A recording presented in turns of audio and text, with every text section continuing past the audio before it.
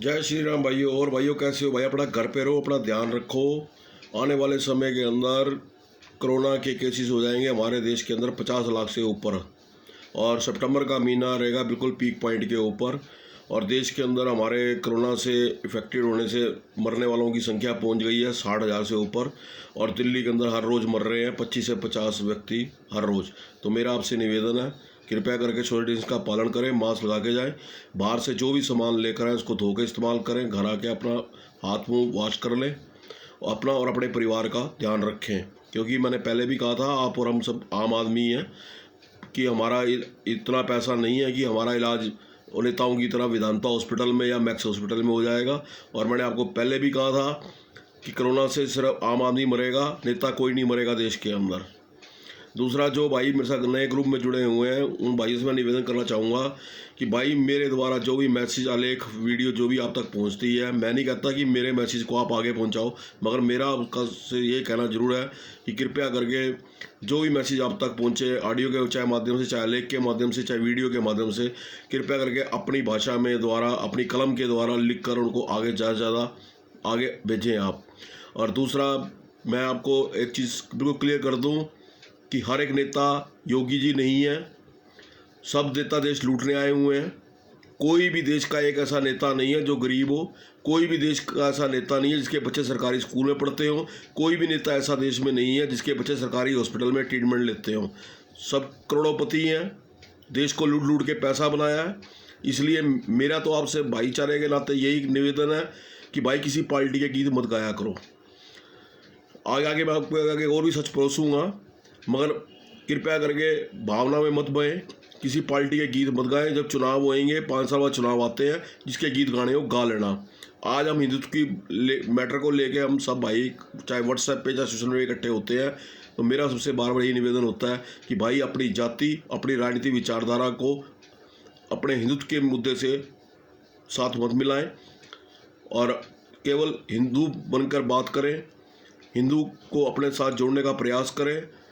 और दूसरा, मैंने आपसे पहले भी कहा था कि चाहे जो कथावाचक वाले कठबुल्ले थे, जो नकली प्रवचन करते थे, कथावाचक बने हुए थे हिंदुओं के, उनका बहिष्कार करने का विषय हो, चाहे जाहिलों का बहिष्कार करने का विषय हो, चाहे बॉलीवुड के स्टारों का बहिष्कार करने का विषय हो, तो इन विषयों को लेके ऐसा मत सोच लेना कि सारे हिंदू इस चीज़ का अमल करेंगे।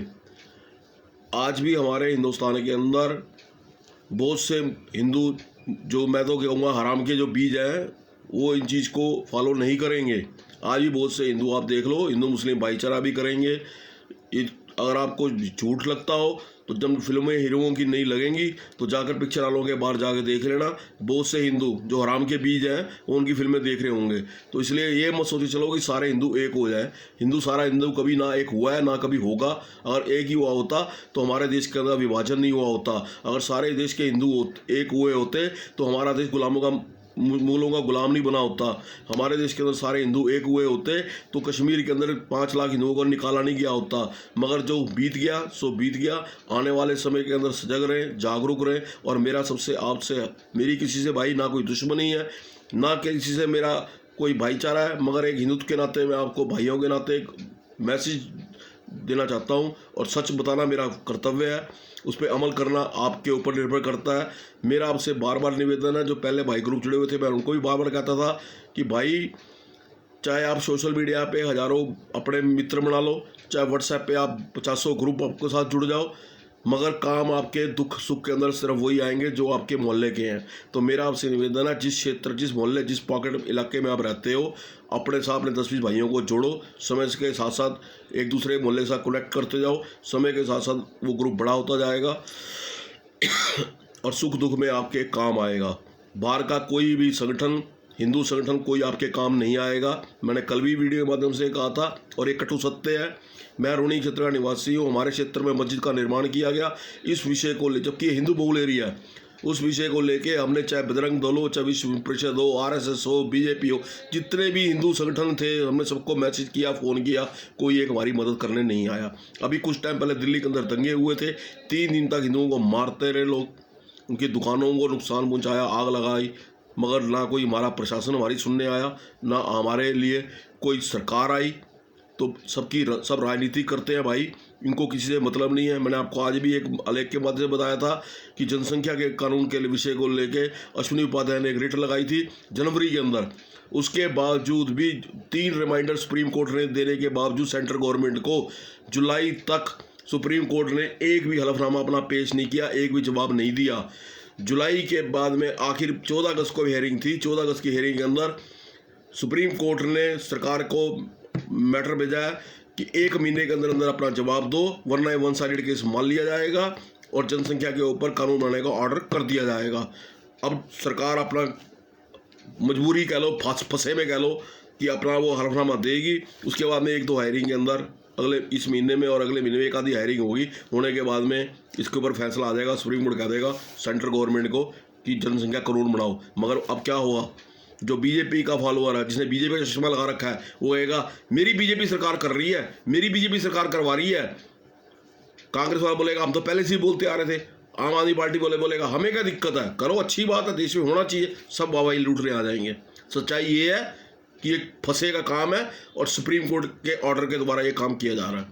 तो मेरा आपसे निवेदन है भाई, किसी के चक्कर में मत पड़ा करो, ना किसी की झूठी वाहवाही किया करो। जो भी अच्छा काम करे उसकी तारीफ किया करो, दिल खोल के तारीफ करो, कोई दिक्कत नहीं है। मगर सच ये है, हमारे देश के अंदर 70 साल आज़ाद हुए हो गए, आज तक हमारे देश के अंदर कोई भी नेता अरेस्ट नहीं हुआ, ना पकड़ा गया, ना सजा हुई। सिर्फ 2 नेता पकड़े गए आज तक जिनको सजा हुई थी।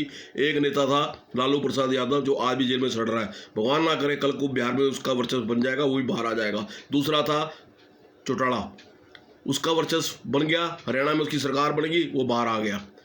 उसके अलावा जितने भी नेता थे, चाहे चिदम्बरम ले लो, सोनिया ले लो, राहुल ले लो, फलाना ले लो, ढिमकाना ले लो, एनसीपी का था शरद यादव, 300 करोड़ रुपए का पकड़ा गया। उसके बाद नंबर 2 का पैसा क्या हुआ, कुछ भी नहीं हुआ।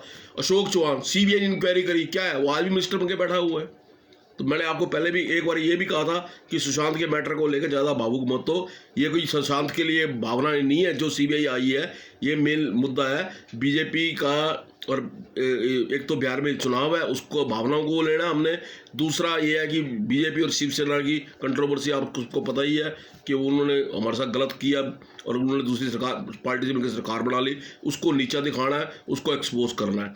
इन केस भगवान ना करे अंदर खाते में बीजेपी और शिवसेना का कल कोई आपस में अंडरस्टैंडिंग अंदर बन जाती है दोबारा सरकार बनाने के लिए, तो आज मेरी बात नोट कर लेना, कुछ छोटी मछलियाँ पकड़ के अरेस्ट कर देंगे, फॉर्मेलिटी हो जाएगी, मामला खत्म। सीबीआई खुदा नहीं है, वो भी हमारी तरह आम इंसान ही है। हर इंसान इस दुनिया के अंदर बिका हुआ है। और उसी केस देख लो आप, क्या